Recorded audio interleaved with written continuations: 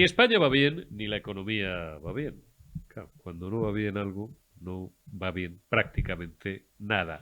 Cerramos esta semana, por cierto, primera semana, y os agradecemos muchísimo vuestro seguimiento, porque vuestro éxito en visitas es vuestro éxito y de verdad que ha superado todas nuestras expectativas. Digo, cerramos esta semana con datos extraordinariamente preocupantes. Os voy a dar algunos, porque no quiero amargaros lo que queda de viernes, y mucho menos el fin de semana. 4 de cada 10 hogares españoles percibirán de aquí a septiembre, por concepto de eso que este gobierno en general y el ministro Escrivá en particular han llamado jactanciosamente ingreso mínimo vital, 1.000 euros menos de lo que le correspondería. ¿Esta gente es el gobierno social? Esta gente son el gobierno, son los que no van a dejar a nadie atrás, ni todas esas chorradas que es marketing y propaganda barata, que ni siquiera se les ha ocurrido a ellos. Esto ya lo vienen copiando de maestros como Alfredo Pérez Rubalcaba, el llorado Rubalcaba, otros que gobernaron también en nombre del Partido Socialista en épocas anteriores. ¡No vamos a dejar a nadie atrás! Joder, pues para no dejar a nadie atrás, os estáis esforzando que parezca todo lo contrario. 4 de cada 10 familias, 1.000 euros menos de aquí a septiembre. Y diréis, ¿por qué? Pues porque hay un lío ahí, porque la AIREF no tiene los datos fiscales. Vamos, dice la AIREF que los datos fiscales no están actualizados o que no tiene toda la información fiscal. Dices, no me fastidies, que no tienen toda la información fiscal.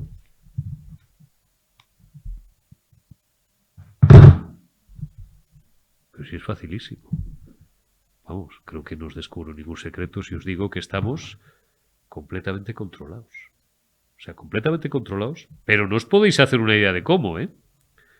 A todos los niveles. Esto es un cacharro que lo apagas, le quitas la batería, como dicen algunos simples, nada, le quitas la batería y ya está.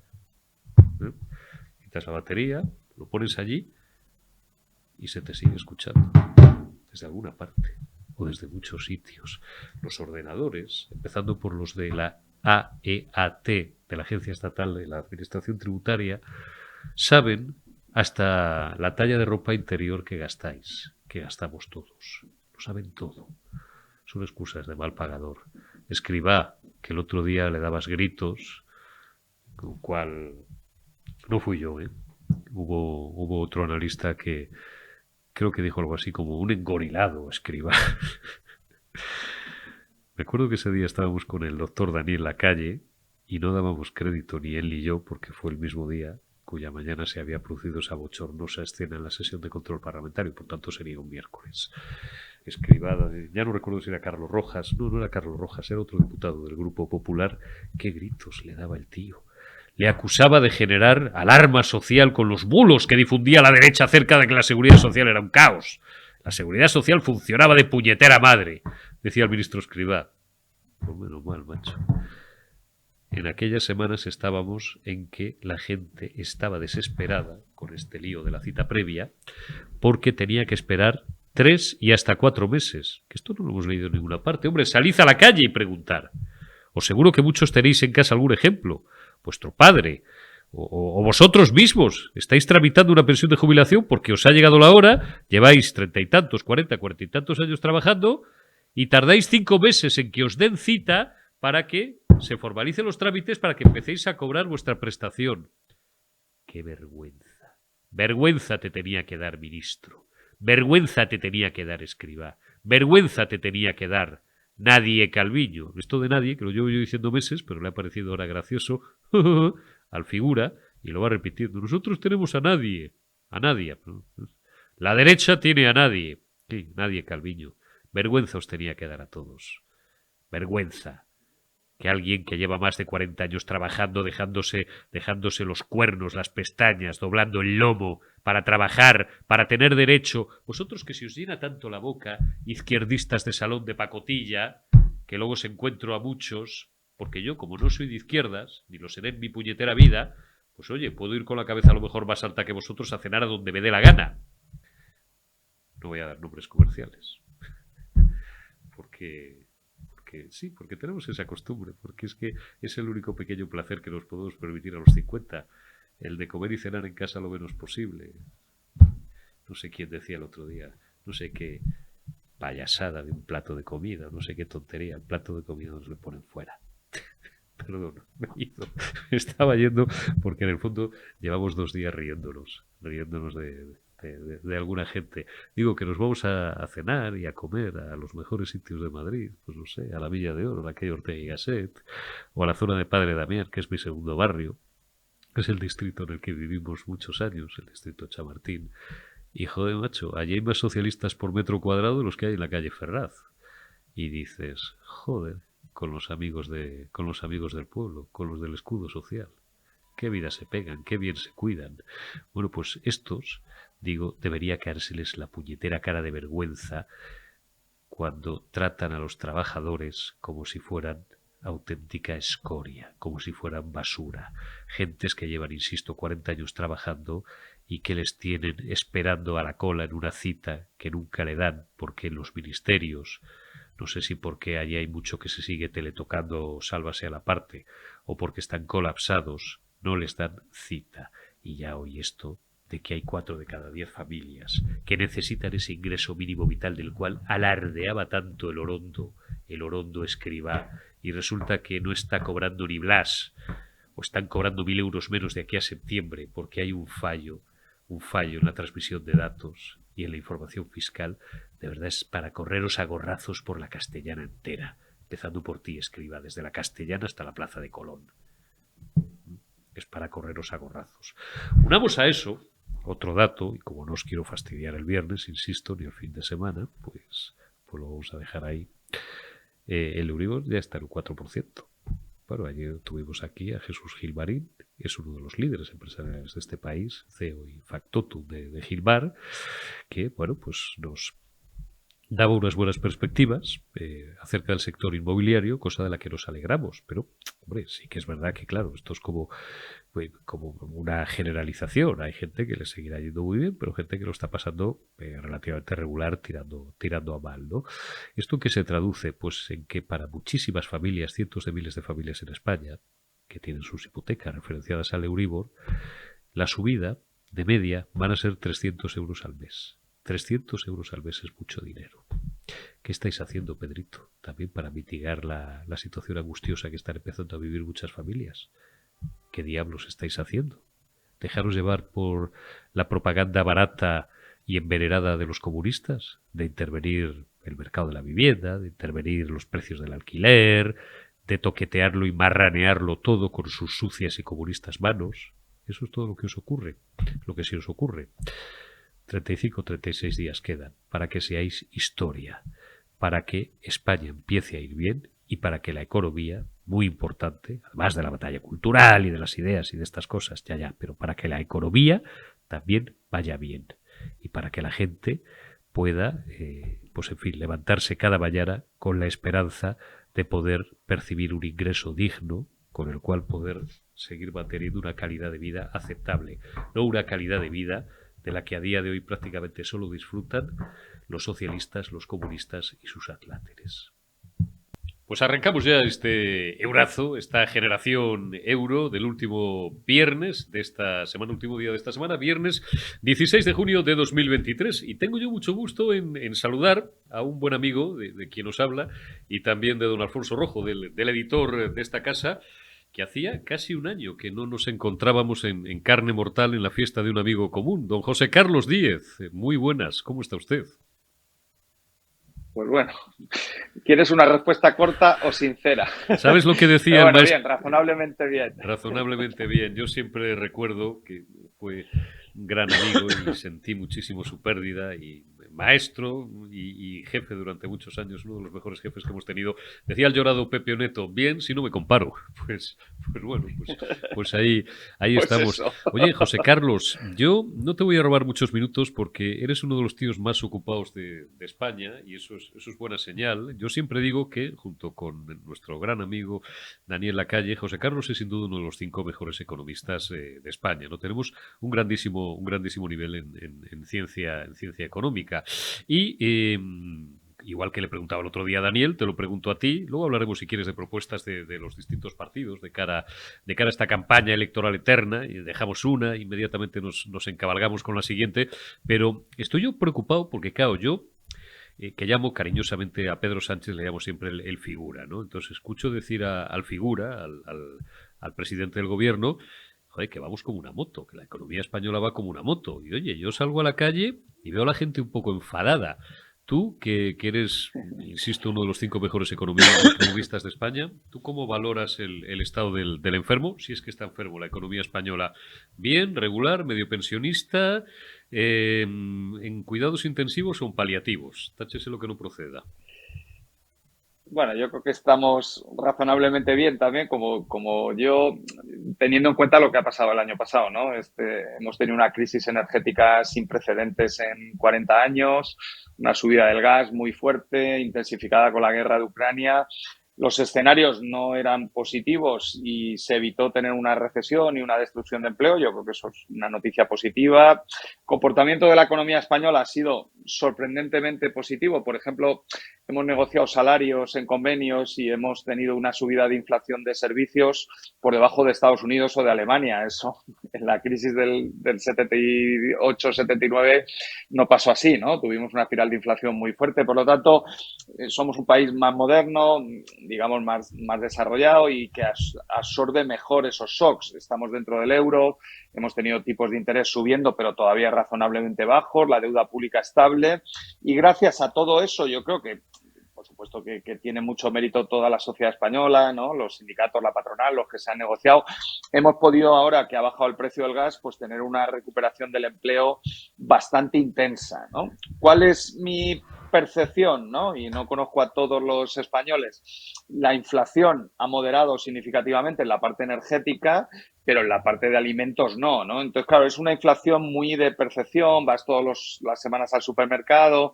Entonces, yo creo que, bueno, es exagerado decir va bien, o sea, que una economía con tasa de paro alta te cree empleo es una buena noticia, pero además yo creo que es una mala estrategia electoral de Pedro Sánchez, porque los más perjudicados por la subida de inflación han sido el segmento de menos renta, de la mediana del 50% de renta para abajo, y el voto del Partido Socialista se concentra ahí, ¿no? Por lo tanto, yo no creo que sea una buena estrategia para ir a unas elecciones, pero bueno, él sabrá que sabe más de política que yo. De política sí, pero de economía, con todos los respetos al jefe del Ejecutivo, Oh. no creo. Oye, tenía yo ayer, por ejemplo, por no citar solamente a nuestro común amigo Daniel, tenía yo ayer aquí a José Ramón Riera, que me dio un montón de datos, joder, que me dejaron, no sé si triste o espantado. Escribe todos los días una columna en El Debate. El lunes pues nos contaba a sus lectores, por ejemplo, que en los 5 primeros meses de este año había crecido el gasto nada más y nada menos que en 41.000 millones. Y mira que ha subido la recaudación fiscal, José Carlos, que ha subido también los ingresos por cotizaciones sociales. Y ya el artículo de ayer fue el que me terminó, vamos, un poco más y casi ni me levanto de la cama, porque hablaba de un nivel de deuda pues por pendiente de aflorar, muy elevado, de más de 26.000 millones, y prácticamente urgía o insistía en la necesidad de que, si finalmente, oye, hasta que el día 23 los españoles no se pronuncien, pues evidentemente hay que ser prudentes, pero sí, finalmente llega a haber un cambio en el signo del gobierno, que Feijóo lo primero que tendría que hacer sería una suerte de auditorías de infarto, por robarle la frase a Felipe González de 1982, para aflorar toda esa deuda que por lo visto está no contabilizada. Yo no sé si tú, que eres un experto, coincides un poco con esa visión tal vez un poco catastrofista del profesor Riera. Bueno, en la parte de aumento del gasto público yo coincido con él. Es verdad que no es culpa solo de Pedro Sánchez, que también, ¿no?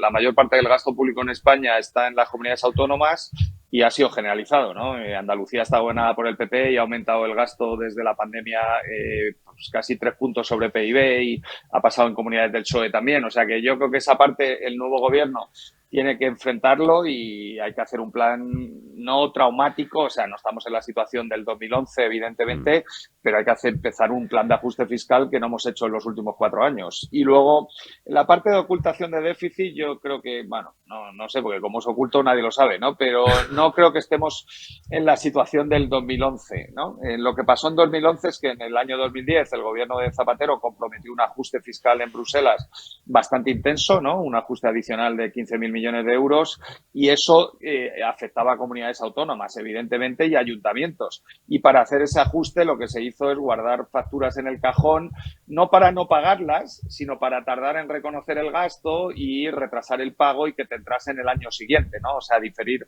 el pago. Yo creo que en esta ocasión no estamos así. La situación, la ley de morosidad del sector público está ya, hay que pagar antes de 60 días. Entonces, no creo que estemos en esa situación, ¿no? Pero bueno, que tenemos mucha deuda pública, aunque no sea oculta, eso es un problema, ¿no? No hace falta que vayamos ya a la oculta. Tenemos un 113% de deuda pública sobre PIB. Oye, José Carlos, valórame muy rápidamente las distintas propuestas económicas de los partidos. ¿Qué es lo que más te gusta? Te lo voy a poner muy fácil y además tú eres un tío con una cabeza extraordinariamente bien arquitecturada. Lo que más te gusta y lo que menos te gusta del programa económico del PSOE, del PP, de Vox y de Sumar. ¿Alguna propuesta destacada de cada formación? Tú que me consta que te los has mirado más o menos.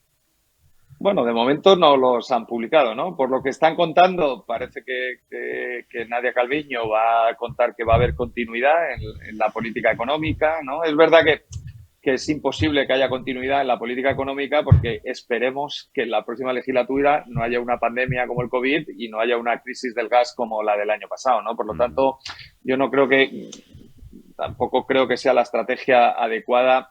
Si ha habido una crisis de inflación y tú estabas gestionando la inflación, decirle a la gente que va a seguir igual, no creo que sea lo más acertado, ¿no? Yo creo que... Y luego, es verdad que en España hay un problema de productividad, ¿no? El Banco de España dijo que hemos perdido 17 puntos de renta por habitante desde el año 2005. Eso ha pasado con el PP y con el PSOE, por lo tanto, no debería ser un tema de campaña. Lo que deberíamos ver es qué propuestas están haciendo los partidos para cambiar esa dinámica, ¿no? Ahí hay un problema que no estamos incorporando tecnología a la producción de bienes y servicios, especialmente al componente de exportación, ¿no? Y claro, estamos en la mayor revolución tecnológica desde el siglo XVIII, ¿no? Por lo tanto, es un problema, ¿no? Yo creo que ahí los partidos, es verdad que eso no da votos y no es muy político y no le interesa a los medios generalistas, pero bueno, para los economistas nos gustaría ver las propuestas, ¿no? Y en ese sentido, Nadia Calviño no ha hecho mucho cambio diferente con lo que hizo Luis de Guindos o Pedro Solbes antes. Yo creo que ha habido continuidad, todos son técnicos comerciales del Estado, o sea que yo no he visto mucho cambio en este sentido de productividad, ¿eh? Y dos, el Partido Popular pues se ha dado mus, ¿no? Es que Feijóo no quiere hablar de economía, no sabemos cuál es su equipo económico. Está siendo prudente y no está siendo demagogo como hizo Rajoy en 2011, porque lo primero que va a hacer, si él es presidente del gobierno o si es Pedro Sánchez, me da igual, es subir el IVA de la electricidad y del gas, ¿no? Se ha bajado el IVA para la crisis energética, el precio del gas y de la electricidad ha vuelto a niveles razonables, por lo tanto el IVA hay que subirlo. Seguramente mantendrán el IVA de los alimentos, que todavía hay sequía y hay inflación de alimentos, pero bueno, si vas a subir los impuestos nada más llegar, claro, no le puedes decir a la gente en la campaña que se los vas a bajar, ¿no? Y si vamos a una estrategia de bajar impuestos, pues estaría bien que digan dónde van a recortar los gastos, porque el PP ha gobernado 15 años España y nunca hemos visto que haya habido recorte de gasto. Entonces, claro, es más fácil creer en la Santísima Trinidad que va a haber recorte de gasto en España, ¿no? O por lo menos para mí, ¿eh?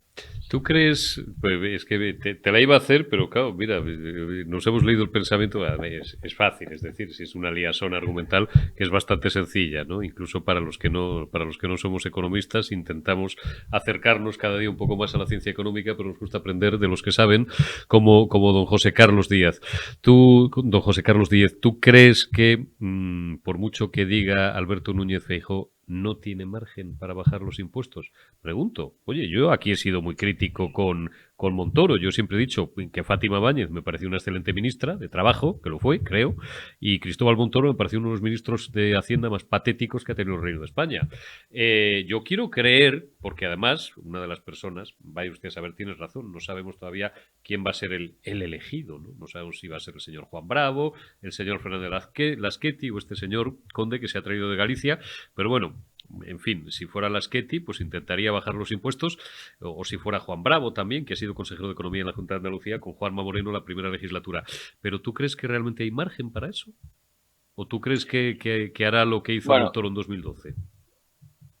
Yo creo que primero tienes que, o sea, hay un cambio constitucional que se apoyó por el Partido Popular, ¿no? Lo propuso Zapatero, pero se apoyó, que era tener dinámicas para tener déficit estructural cero, ¿no? Está en el artículo 135 El de la ciento treinta y Constitución. cinco vamos. Y hay un compromiso de pacto de estabilidad en Bruselas reforzado, ¿no? Con lo que es el six-pack, que te obliga prácticamente a lo mismo. De hecho, el cambio constitucional se anticipó un poco, pero bueno, fue incorporar a la Constitución lo que se iba a aprobar en Bruselas posteriormente, meses después. Entonces, tenemos un déficit estructural ya heredado de Rajoy, no es culpa de Pedro Sánchez, próximo al 3% del PIB. Nos han permitido incumplir el pacto de estabilidad estos últimos 3 años por el tema de la pandemia y de la crisis energética, pero el año que viene ya hay que cumplirlo. Entonces, yo creo que las recomendaciones del Consejo para el año que viene son suaves, o sea, con subir el IVA del gas y de la electricidad, que es volver el IVA al nivel que estaba, ¿no? Porque Pedro Sánchez lo ha bajado y habría que subirlo al 21 otra vez, o sea, que eso sería normalizarlo. Prácticamente con eso podrías tener un aumento de recaudación de más de 10.000 millones, pero es que el déficit estructural de 3 puntos de PIB son 45.000 millones de euros. El mayor problema está en la seguridad social, que es el que explica más de la mitad de ese déficit estructural, ¿no? Por lo tanto, tienes que tomar alguna medida en la contención del gasto de la subida de pensiones, que no se ha tomado este año y que ha sido un error, en mi opinión. El nuevo gobierno tiene que tomar medidas ahí. Y luego hemos subido 48% del gasto público en PIB y veníamos del 42%. Pues hombre, no sé si al 42, pero antes de bajar impuestos, baja el gasto, cierra el déficit estructural, mete a la deuda pública en una dinámica de reducción de deuda y eso permitirá, ¿no?, que podamos en algún momento plantearnos eliminar algún impuesto. Por ejemplo, hombre, si eliminas el impuesto de patrimonio y de sucesiones, eso es testimonial. Estamos hablando de recaudaciones muy bajas, el impuesto a la banca, el impuesto a la electricidad, que han sido totalmente políticos y sin ningún sentido económico que ha hecho Pedro Sánchez. Eso no son impuestos. Yo estoy hablando de las cotizaciones a la seguridad social, del IRPF y del IVA y del impuesto de sociedades, que es el 80% de la recaudación en este país, ¿no? Entonces, si quieres tocar esos impuestos a la baja, que a mí me parece una opción, ¿no? John Keynes también hablaba de bajar impuestos en las recesiones, o sea que si no, quitemos el dogmatismo de la parte impositiva. El impuesto es un instrumento, ¿no? Si quieres bajar impuestos, tienes que corregir el déficit estructural y meter a la deuda pública en una dinámica de reducción de deuda. Si bajas impuestos y meter a la deuda pública en una dinámica de reducción de deuda, pues te arriesgas a una nueva crisis como la del 2012 y a tener que pedir un rescate internacional y a tener que hacer un recorte excesivo como el le pasó a Rajoy en el 2012, ¿no? Que espero que haya vida inteligente en el PP y hayan aprendido de eso, ¿no? Muy rápidamente, José Carlos, y es la última que tienes una reunión y te agradezco estos minutos que nos estás dedicando. Tu previsión acerca de la evolución de la curva de tipos a corto y medio plazo. El miércoles vimos, bueno, que para muchos o para la práctica totalidad respetable, la decisión de la Reserva Federal Norteamericana, el señor Powell, pues ha sido una sorpresa. Ayer también, pues vimos Banco Central Europeo por la calle por la que tiró y bueno, pues ya en este cierre de la semana, déjame, ¿qué te dice a ti tu olfato de veterano economista? Además, bueno, pues en temas macro creo que eres top. ¿Por dónde puede ir la cosa en los próximos meses, José Carlos? Bueno, yo contribuí al panel externo de previsiones de inflación y de PIB del Banco Central Europeo cuando estaba hace años en Intermon. Y esto es un tema muy querido para mí, ¿no? Sí. Lo importante, y para que lo entiendan los telespectadores, no es qué tipo pone el Banco Central, porque eso es solo el tipo al que prestan los bancos en una subasta a la que solo acceden los bancos. Lo importante es cómo eso se traslada, como tú dices, a la curva de tipos, ¿no? Para las familias españolas, el principal, para las empresas también, es el Euribor a un año. La mayoría de créditos en España están vinculados al Euribor a un año. Estamos viendo que está bastante una resistencia fuerte para subir por encima del 4%. Es posible que veamos un nivel por encima del 4, pero no muy alejado, yo creo, ¿no? Europa es una economía estancada que prácticamente no está creciendo y que la dinámica de inflación está alta, o sea, no vamos a ver bajadas de tipos en un tiempo, pero ha empezado a caer, ¿no? Especialmente la inflación de servicios, que es la inflación doméstica que se genera dentro de tu zona, ¿no? No la que te viene importada por el gas o por los bienes industriales. Y luego, en el caso americano, Pues yo que estaba más prudente, los últimos datos me han empezado a preocupar y un poco coincido con el discurso ayer de Powell en la Reserva Federal. Es importante o sea, que la dinámica de inflación entre en corrección, ¿no? Y eso te permitiría. Pero es que la dinámica de inflación en Estados Unidos se está acelerando. La inflación de Estados Unidos en servicios está en el 6,6 y ha subido más que el mes anterior.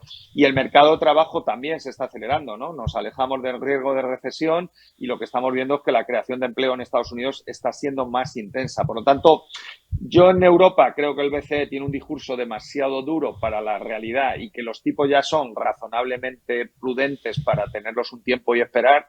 En el caso americano, pues como dice Powell, van a parar y ver, pero es posible que veamos alguna subida más en la segunda parte del año. José Carlos Díez, que me alegro muchísimo, como dice el bueno de Carlos Herrera, que ha sido un honor para mí el cerrar esta semana. Abrimos con Daniel Lacalle, pues cerramos con José Carlos Díez esta primera semana de Generación Euro, y para don Alfonso Rojo y un servidor, insisto, es un honor el contar con gente de primerísima división como José Carlos Díez. Cuídate mucho, amigo, y nos vemos pronto. Te envío un abrazo.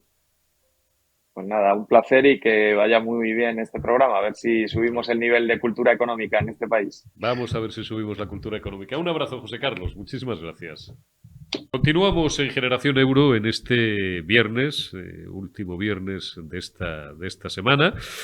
Están siendo días muy, muy intensos y creo que es llegado el momento de hablar con un hombre al que todos conocéis y que, por encima de banderías políticas, porque él está ya muy lejos, afortunadamente, de todo ese barro diario y de toda esa adrenalina diaria, por su talante, por su buen hacer y por cómo es, siempre ha sido muy, muy, muy del agrado de prácticamente todo el mundo, porque, bueno, qué falta nos haría en la vida pública recuperar a personas, pues, con ese talante dialogante, con ese talante negociador, con esa brillantez en su ejecutoria, tanto política que la tuvo como profesional, y que hoy en día, retirado ya del mundanal ruido, digo, del día a día, pues se dedica al mundo de la empresa, es un importante empresario, y además algo que para mí es tan, bueno, tan caro, por hablar en términos italianos, como es el mundo editorial. Tengo el placer de presentaros y de saludar en Periodista Digital al exministro de Trabajo, empresario, escritor, editor Manuel Pimentel. Don Manuel, ¿cómo estamos? Muchísimas gracias por acompañarnos. Muchísimas gracias por tus palabras tan cariñosas y una advertencia previa. Las gafas no son porque me haya metido al partido de Don Corleone ni nada de esto, sino que estoy recientemente operado y me aconseja el oculista llevar las gafas. Bueno, mil disculpas. Está bien. Esperamos que sea cosa que no sea nada y que dentro de unos días puedas recuperar la vista con total normalidad. Manuel, pues ¿por dónde empezamos? Pues voy a empezar, luego te haré alguna pregunta genérica acerca del contexto económico general, del mercado de trabajo, porque tú fuiste ministro hace ya unos cuantos años, pero nadie mejor que tú, claro, porque habéis estado en la cocina y conocéis al detalle muchas cuestiones que al resto de los mortales, incluso periodistas especializados, se nos pueden escapar. Pero quiero yo empezar hablando contigo pues de tus proyectos empresariales. Tienes una editorial muy importante en la que van publicando muchos amigos míos, periodistas, políticos, expolíticos. ¿Cómo va el negocio editorial en los últimos tiempos en este país? Se dice que cada vez se lee menos, que si los nuevos dispositivos, que si otras cosas, que si el libro de papel está muerto. Yo, y lo digo, y además a veces salgo desde casa con una gran librería, que es el único orgullo que me queda, con 3.000 volúmenes, yo sostengo, soy un romántico, que el papel nunca desaparecerá. No sé a ti qué te parece. Mira, el mundo editorial hace bueno aquello que decían: el muerto que vos matáis goza de buena salud, ¿no? O en todo caso una mala salud de hierro. El mundo editorial está estable al alza, lo cual es una buena noticia. No crece mucho, pero todos los años va creciendo, recuperando una caída muy importante que hubo en la crisis del 2008. Los editores, pues siempre es un negocio de poco margen, muy de amor, muy de personas enamoradas del libro, pero en general estamos teniendo unos años estable al alza y por tanto contentos, ¿no? Ha terminado la Feria de Madrid, por ejemplo, y se ha reflejado que pese a la lluvia, que ha llovido muchísimo, bueno, pues la gente le sigue gustando el libro. Yo personalmente, al Almuzara Libro, pues vamos bien, estamos creciendo, lo cual nos llena de satisfacción, no solamente en cantidad, sino en calidad de autores y de libros, y estamos animados. Yo creo que el libro va a continuar en los diversos formatos, en el digital, en el audiolibro y, por supuesto, en el papel. Y tener una biblioteca, por cierto, de 3.000 volúmenes ya es tener una grandísima biblioteca, ¿eh? Has tenido que emplear tiempo en leer y Toda la vida, recursos en crearla. Sí, toda sí, la una vida. vida. Y eso, y eso es lo bonito que tiene la biblioteca. La biblioteca no solamente es un archivo, es parte de tu vida, ¿no?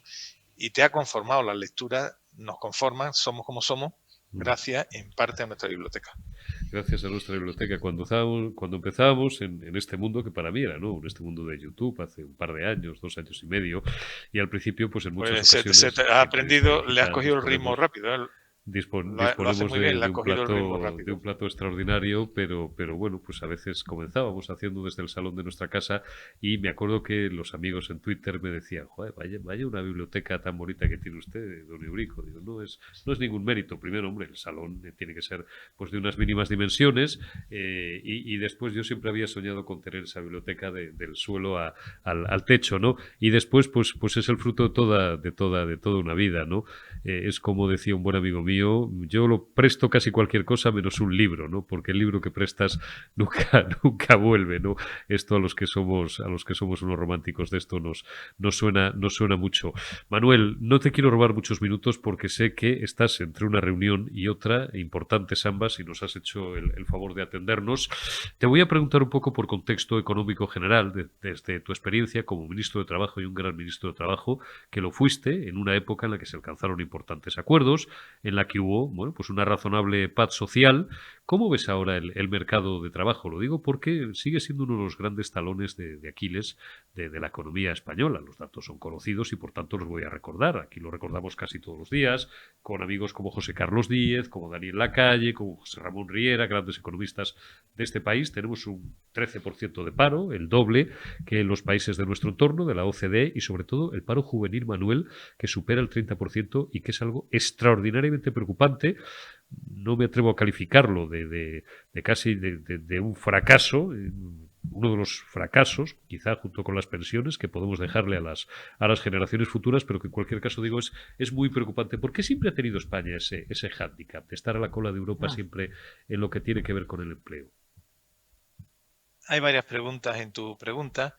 Primero, ¿cómo vamos? Bueno, depende con quién nos comparemos. Si nos comparamos con Europa, tu análisis es impecable. Estamos prácticamente en el doble de paro, por lo tanto, mal, ¿no? No hay una excusa para que un país plenamente integrado en las instituciones europeas, en la economía europea y en la normativa europea, tengamos este paro. Es verdad que si nos comparamos con nosotros mismos, ha habido una recuperación del empleo, hemos superado los 20 millones de cotizantes y comparado con nosotros mismos no vamos mal. Es decir, tiene esa sensación, por eso la ministra cuando se jacta públicamente de cómo va, dice una verdad a medias, ¿vale? Y los que lo critican absolutamente dicen otra verdad a medias. Todas las partes tienen razón en este caso, pero si nos comparamos con nosotros mismos no vamos mal, si nos comparamos con Europa vamos muy mal. En mi opinión particular, ¿por qué España, aunque hay momentos que creamos empleo mucho y otras veces se rompa, no logramos equiparar la media europea? Podríamos pensar que en la norma laboral, que sin duda ninguna, bueno, pues tiene algunas rigideces, mejorables, pero la norma española laboral es muy similar a la europea, a la media, ¿no? Más o menos, no hay una grandes diferencia. Yo creo, por tanto, tiene que ser algo más la actividad, que aquí hacer cualquier cosa es mucho más complicado o por lo que sea, las vocaciones empresariales, cuesta mucho que una pequeña empresa se convierta en empresa media o empresa grande, el ambiente social, no, quizás en Madrid menos, ¿no? Que más, pero en general en España sigue siendo un poco hostil a la empresa, tiene que ver mucho más vinculado a la actividad que en sí a la norma laboral. Y como tú bien dices, pues un gran reto que tenemos, ¿no? Yo a veces siento, no sé, como un fracaso generacional, ¿no? A mí me hubiera gustado, de verdad, y es un sueño que tuve cuando estuve en política y ahora que estoy en la actividad privada, equipararnos a la media europea también en empleo, ¿no? Las pensiones ya vendrá el problema que llegará, pero el empleo es cotidiano, me gustaría haberlo hecho. Pero es un tema absolutamente apasionante porque al mismo tiempo que tenemos estos datos, empiezan a faltar trabajadores en muchos sectores. Es decir, y de hecho este año pues va a haber problemas en hostelería, de hecho hay problemas en transporte, de hecho hay problemas en logística, de hecho hay problemas en encontrar personas en oficios tecnológicos. Es decir, mantenemos este desequilibrio que es muy característico. Y por último apunte, tú fíjate que estamos apenas metiendo la patita en la sociedad digital. Hasta la presente, y hablo ya de la economía del mundo, no solamente de España, no solamente no se ha destruido empleo, sino que estamos en máximo histórico de empleo. Cuesta encontrar personal en muchos países europeos. Pronto va a haber una especie de lucha por la inmigración más cualificada, ¿no? Es realmente un momento muy interesante con toda esta paradoja que os digo, pero entiendo que ahora si hay un nuevo gobierno y es estable y podemos hacerlo, aunque la economía todavía le queda un poquito de recorrido hacia abajo en función de la subida de tipos de interés, yo creo que puede ser el año que viene, puede significar ya un cierto repunte de empleo. ¿Cuál es? Te lo pregunto de carácter muy genérico porque soy perfectamente consciente y además lo respeto y lo entiendo porque llevamos ya muchos años en esto, que a las personas que ya habéis dejado la política, porque estáis dedicados desde hace ya tiempo a otras actividades, y vuelvo a repetir, no os gusta, y es razonable que así sea, entrar en, digamos, en el trazo fino de lo cotidiano, porque al final es lo que los periodistas llamamos el politiqueo, ¿no? La declaración, el último impacto, de las últimas 24 horas y tal. Te lo voy a preguntar de la manera siguiente, es decir, no te voy a decir si tú mañana te propusieran y volvieras a la política a ser ministro de Trabajo, no. Es decir, quien sea. Lo más normal, al 90%, siendo prudentes, porque hasta el día 23 de julio, en que los españoles no se pronuncien, pues evidentemente la frase no es mía, es de doña Isabel Díaz Ayuso, no hay un solo voto en la urna, ¿no? Bien, pero lo normal, yendo como van las encuestas, es que un 85 o 90% pues haya un cambio de mayorías en España. Eso parece clarísimo. Ya veremos a ver en qué proporciones y cómo queda estructurada y conformada la nueva aritmética parlamentaria. Por tanto, habrá un nuevo presidente del gobierno que todo el mundo ya sabe quién, con casi total y absoluta probabilidad, va a ser, que tendrá que nombrar un nuevo equipo ministerial y, bueno, pues una de las carteras más importantes de cualquier gobierno, aparte de defensa, asuntos exteriores, interior, ya en el área económica, no solamente es economía y hacienda, sino que esto no sé muy bien por qué es, luego a lo mejor me lo puedes tú contar por curiosidad, ¿por qué siempre cada presidente que lleva le cambian los nombres a los ministerios? Trabajo, empleo, tal, ¿no? Bueno, el nuevo ministro de Trabajo, cuando tú llegas al despacho, o cuando cualquier nuevo ministro de Trabajo, en este caso, asume la cartera de empleo, ¿por dónde tiene que empezar? Fíjate si te hago una pregunta oceánica, ¿no? ¿Qué es lo primero que hay que hacer? Bueno, en general, yo recomiendo a cualquier ministro que llegue, ver el manual. Uno, conocer los proyectos anteriores, porque crear una nueva dinámica de proyecto, un proyecto de ley, se tarda mucho tiempo, y ver aquellos que son realmente, en fin, que considera útiles. No todas las normas que ponen los gobiernos anteriores, aunque sea otros partidos, son negativas, ¿no? En nuestro caso, cuando entramos, había algunas medidas del ministro Griñán que continuamos y desarrollamos y te da cierta agilidad, ¿no? Hay otras que no puedes coincidir y paraliza, ¿no? El próximo ministro de Trabajo, a mí me gustaría que se siga llamando trabajo, porque el trabajo es una palabra que tiene siglo y pico, es cuando nace el derecho laboral, que es Eduardo Dato, en fin, empleo muy importante, pero el trabajo es una palabra que tiene mucha y evoca mucho, ¿no? Y me gusta mucho el concepto trabajo. Pues ahora va a tener que abordar para mí el gran reto, más allá de, en fin, es adaptar la economía y el mercado del trabajo a la economía digital, que en España apenas hemos avanzado. Seguimos con un estatuto de los trabajadores que está bien en líneas generales, que ha prestado, en fin, con sus cosas buenas y sus cosas menos buenas, pero una valoración positiva en su conjunto, pero claramente se queda antiguo. Es una norma que tiene 40 años y fíjate la economía de hace 40 años, una economía postindustrial, a la economía que tenemos ahora, que es digital, ¿no? Y no encaja. Y eso es un reto que si no lo hacemos, de hecho estamos perdiendo muchas oportunidades. Fíjate Irlanda, Dios mío, que estaba mucho peor que España tras la crisis, y fíjate el PIB que tiene, que nos supera ya por mucho el empleo, pleno empleo. ¿Por qué? Porque apostó por la economía digital, nuevos oficios, hizo un tratamiento fiscal, laboral, y en España hemos hecho lo contrario. Es decir, dificultar la actividad, meter unos registros horarios absurdos para empleos digitales. Cotizaciones sociales, Manuel, que tú eres empresario. Cotizaciones sociales muy elevadas. Sociales que las siguen, las más altas de Europa, y las siguen subiendo. En fin, yo creo, pero ese reto es el que tenemos que que abordar. España puede ser una potencia digital y si lo hiciéramos,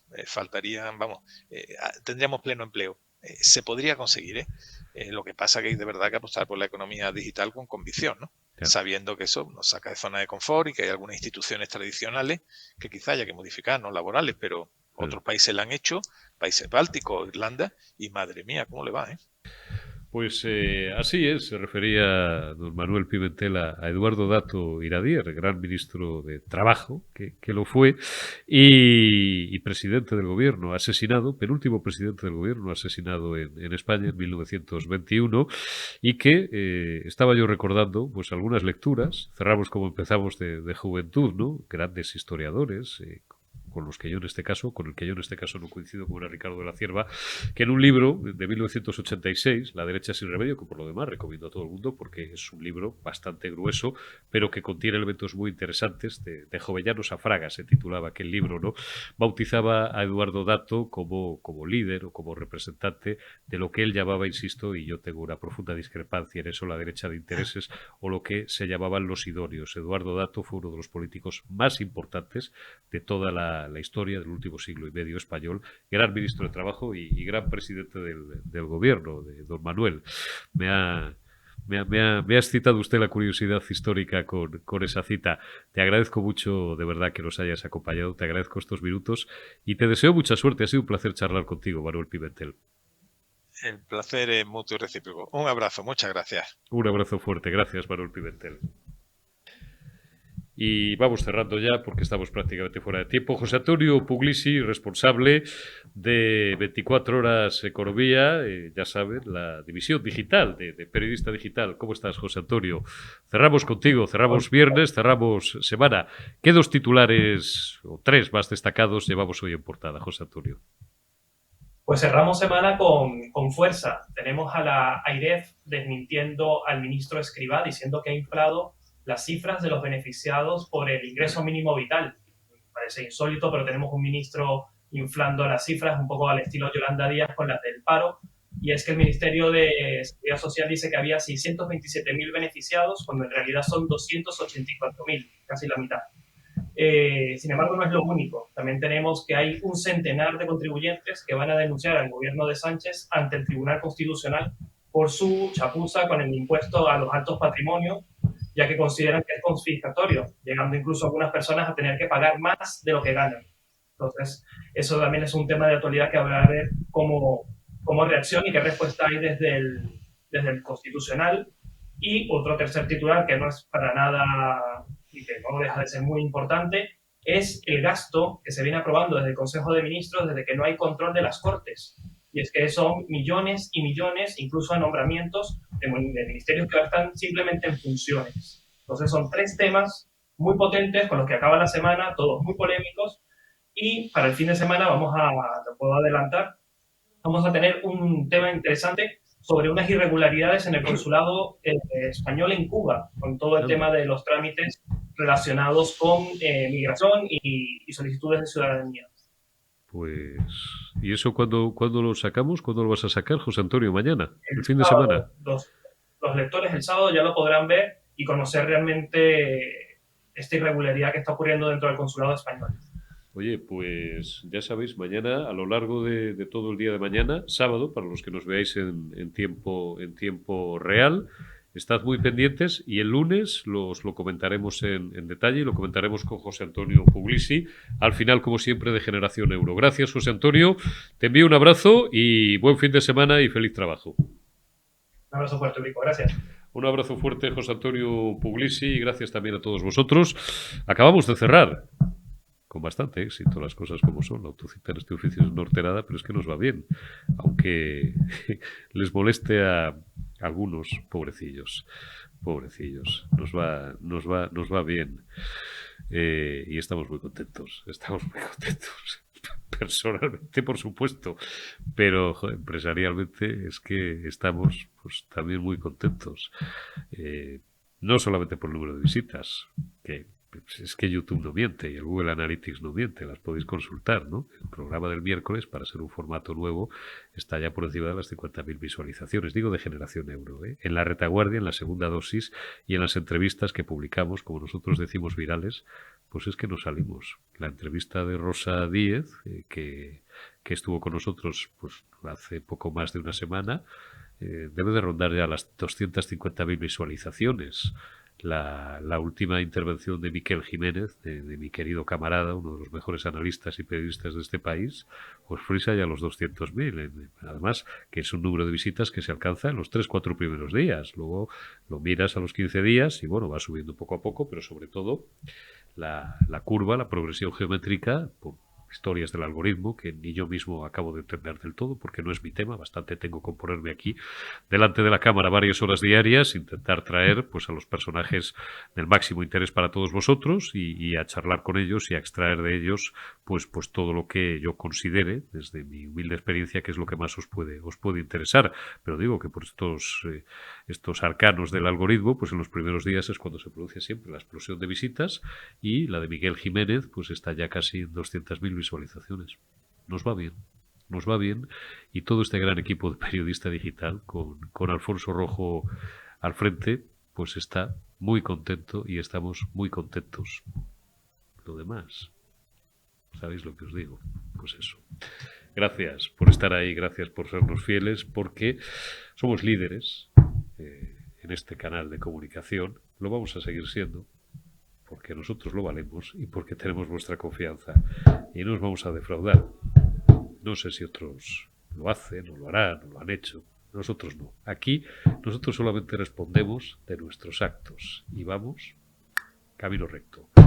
Lo demás no es nuestro problema. Y no solamente no es nuestro problema, sino que nos da igual. Gracias por habernos ayudado a culminar esta primera semana de Generación Euro con éxito. El lunes más y mejor. Y este fin de semana además lo vamos a celebrar. Porque sí, porque nos da la gana y porque lo valemos. Un abrazo y hasta el lunes.